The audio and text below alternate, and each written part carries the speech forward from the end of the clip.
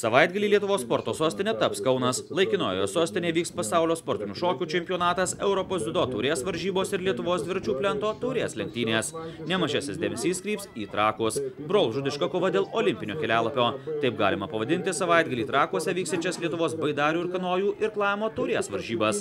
Juose dėl olimpinio kelialapio tarpusėje varžysis Lietuvos kanojininkai, olimpinis vicečempionas Jevgenijus Šuklinas ir Europos žaidynių čempionas Henrikas Žustautas. Visi labai daug tikisi, kad jau, nes aukštas lygis buvo praeitą sezoną, bet tai aš vis tiek sunkiai dirbau, neatsipalaidavau, tai tikiuosi dar aukštesnis lygis bus.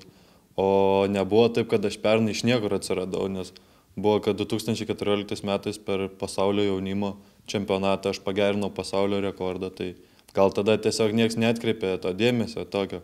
Aš laimėjau tada tas varžybas, o kitą sezoną jau galėjau įrodyti ir Lietuvoje tą visą, kad aš ne veltui ten padariau tą pagerinau pasaulio rekordą. Tai tikiuosi šį sezoną dar greičiau irkluot, kad dar pagerinu. Sportininkai ir kovotojai, tai kaip čia gali būti, tai tu atsistojai į startą, tai tavo nesvarbu šalia brolis ar draugas ar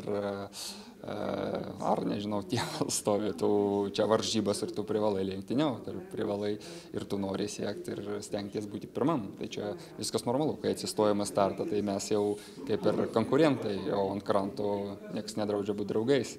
Ir vieni kitus palaikom tikrai ir padedam ir patarimus duodam, kaip jie, taip ir aš. Ir kartu dirbam, kad pasiekta bendrą rezultatą, nes kuo aukštesnis bendras mūsų rezultatas būtų, to aukštesnį ir atskirai mes kiekvienas galėtumėm parodyti olimpinėse žaidynėse. Pasaulio čempionate olimpinį kelialapį Lietuvai iškovojo Žustautas, todėl jis turi pranašumą prieš Šukliną. Kovoje dėl olimpinio kelialapio Žustautui pakanka 2 pergalių, Šuklinas turi laimėti 3 kartus.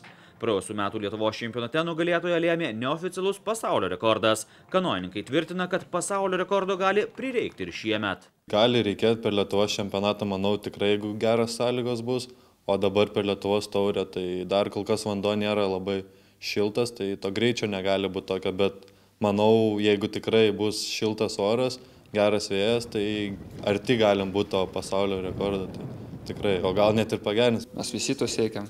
Ir gerai, jeigu būtų taip, ir mes tikrai galim tą parodyti gerą laiką, kaip aš, taip ir Henrikas, taip ir Vadimas Korobovas. Kanojų vienviečių finalas, kuriame kovo Šuklinas ir Žustautas, vyks sekmadienį. Lietuvos taurės varžybose taip pat dalyvaus olimpinius kelialapius jau turintys baidarininkas Ignas Navakauskas, baidarių dvivietės Aurimas Lankas ir Edvinas Ramanauskas bei Ričardas Nekrijošius ir Andrijus Oleinikas. Savaitgalį sporto sostinė taps Kaunas. Žalgirio arenoje vyks legendinių mūsų šalies šokėjų Jūratės ir Česlovo Norvaišų organizuojamos sportinių šokių varžybos gintarinė pora. Jau 52 kartą rengiamų gintarinės poros varžybų akcentu taps pirmą kartą Lietuvoje vykstantis profesionalų parodomųjų standartinių šokių pasaulio čempionatas. Žiūrovai paprastai pripratę matyti 6 poras finale, kurios sukasi ant parketo. O šou programoje matys kiekvieną porą atskirai, pasirodymas bus kiekvienas sušoktas nuo pradžių iki galo atskirai, kiekviena pora skirtinga choreografija, skirtingai pritaikyta muzika, tematika, rūbai, apšvietimas, žodžiu, visas labai įspūdingai turėtų būti. Šou programoje visas šokis yra sustatytas pagal tam tikrą muziką ir kiekvienas mušimas visada turi būti taip pat atliktas su tais pačiais žingsneliais. O jeigu mes šokame varžybose, galim šiek tiek sau leisti improvizuoti. Tai čia improvizacijai laiko nėra, taip kad turi viskas būti labai gerais tikslu. Sunkiau, vienam kaip vienas esi, tave visi žiūri, spaudimas tikrai didesnis yra. Ir jaudulys žymiai didesnis, taip kad negali suklysti, nes pamatysi visas detalės, smulkmenas, viskas labai matosi kaip ant delno, kai daug porų sukasi vienu metu, tai tikrai ten gal kažkada nepastebės teisėjas, o čia viskas yra labai matoma. Lina Chatkevičiūtė ir Donatas Vėželis triumfavo prieš 2 metus Austrijoje vykusime profesionalų parodomųjų standartinių šokių Europos čempionate. Viena tituluočiausių pasaulio sportinių šokių porų pergalės tikisi ir pasaulio čempionate. Tačiau kauniečiai pripažįsta, kad šokant prie savų žiūrovų slegia didesnė atsakomybė. Publika ir sirgaliai taip pat yra išprusę, taip jie žino, kas yra sportiniai šokiai, dėl to, kad yra gilios tradicijos. Tai ir šokėjam labai smagu šokti, ir ne tik mums, bet ir iš kitų valstybių, kadangi jie mato, kad įvertina jų šokimą, nes ne tik žiūri vaizdą bendrą, bet tikrai supranta daugiau negu kitose pasaulio šalise apie šokį, kas tai yra šokis. Kauniečiai ir visi svečiai ir artimieji be abejo pamatys ir mums tikrai yra didelė garbė ir atstovauti ir Lietuvą ir aišku, patiriam didelį spaudimą, stresas, nervai, besiruošiant čempionatui, taip kad laukiam ir pradžios, ir pabaigos laukiam. Žalgirio arenoje be profesionalų lygos vyks ir Tarptautinės sportinių šokių federacijos standartinių bei Lotynų Amerikos šokių pasaulio reitingo varžybos. Iš viso ant Žalgirio arenos parketo suksis daugiau negu 700 šokėjų porų. Daugiau negu 400 dziudo imtynininkų iš 25 šalių kovos Kauno sporto halėje. Jau 13 metus iš eilės laikinojoje sostinėje vyks Europos jaunimo taurės varžybos. Halėje vienu metu kovos vyks ant 3 tatamių. Vaikinai ir merginos varžysis 8 svorio kategorijose. Lietuvai atstovaus 74 jaunieji dziudo imtynininkai. Į Kauną suvažiuos ir dviratininkai. Kaune vyks Lietuvos plento taurės antrasis etapas, kuriame pedalus mins daugiau negu 500 dviratininkų. Pagrindinėse 102 km lenktynėse startuos daugiau negu 200.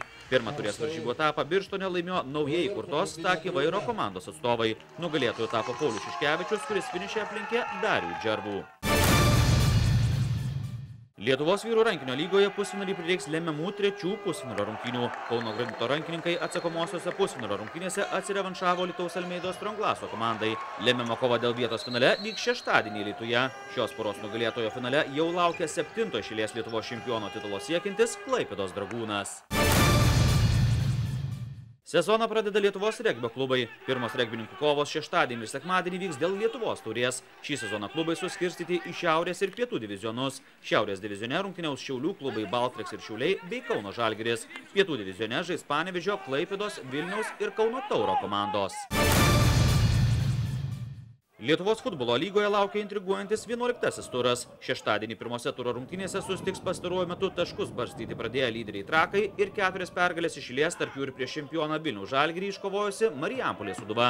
Sekmadienį 2 rungtynės. Čempionas Vilniaus Žalgiris po pralaimėjimo Marijampolėje sieks atsitiesti susitikime su tarp outsiderių esančiu Utenos Uteniu. Tarp lyderių esantis Klaipėdos Atlantas priims A lygos naujokę Jonavos Lietavą. Turas baigsis trečiadienį. Kaune vyks laikinosios sostinės derbis. Vis daugiau entuziastų vienijančios orientavimosi sporto varžybos kviečia į Šiaulius, kur vyks Lietuvos sprinto čempionatas. Šiaulių miesto 780 metų jubiliejui paminėti skirtame renginyje dalyvaus daugiau negu 500 sportininkų. Lietuvos orientavimosi sportui šeštadienis taps išskirtinė diena. Šiauliuose bus pristatyta pirma profesionali Lietuvos orientavimosi sporto komanda.